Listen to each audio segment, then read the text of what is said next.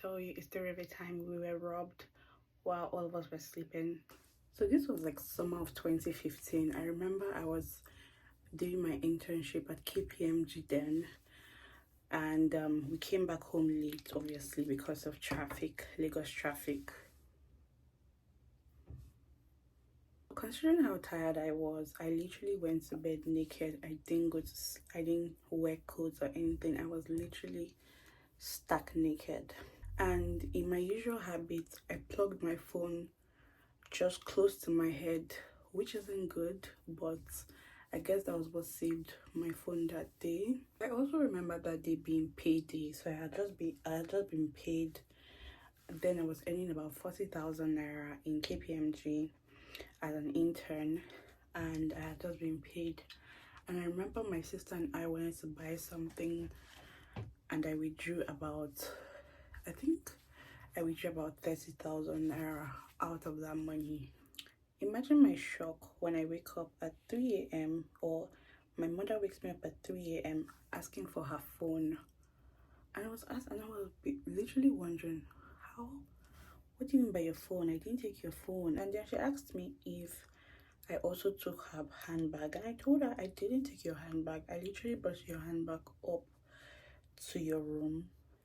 She went to my father's room to check if my father had her bag or her phone in his room, literally waking him up, and he didn't. So we went to the room my sister was sleeping in to check if she was with it. Once again, she wasn't.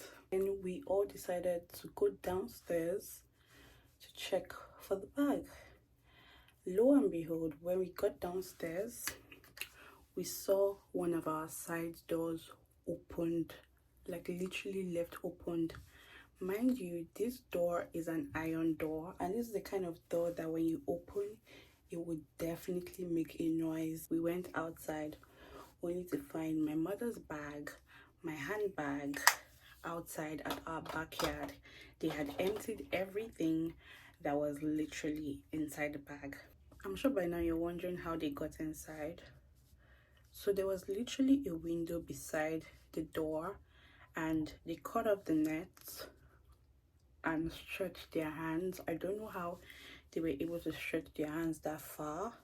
They are taking my mother's phones. My phones they didn't touch because my phone was literally just beside my head. So I guess they didn't want to risk waking me up.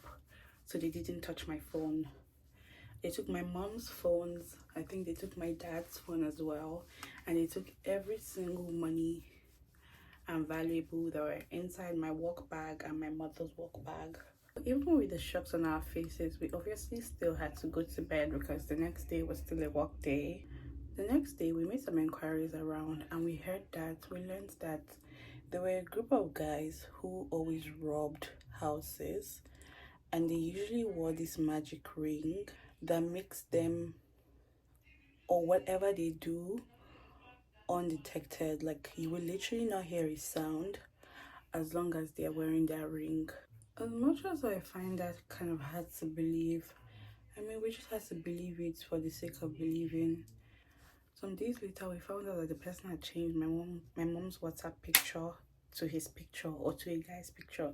I don't know whether it was him. So we printed out the picture, we sent it out to a couple of people around the neighborhood.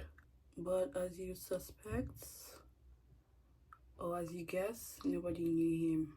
We literally had to take the L and move on. I remember for a couple more nights, we were all living in fear, literally. I could barely sleep at night because I didn't know what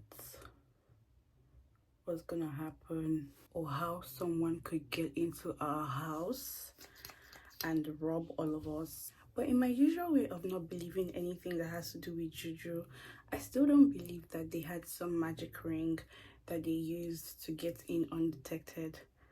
I probably just think that we were all tired that day and nobody woke up. Well, even though I know that that's a bit weird because my mom is such a light sleeper. Like, she's even way better than me. But I mean, we took our L's. We lived in fear for a bit. After a while, we moved on. I hope you guys enjoyed the story time. I think I'll keep on doing more of this because I have a lot of stories about how Lagos has literally showed me pepper. But till next time.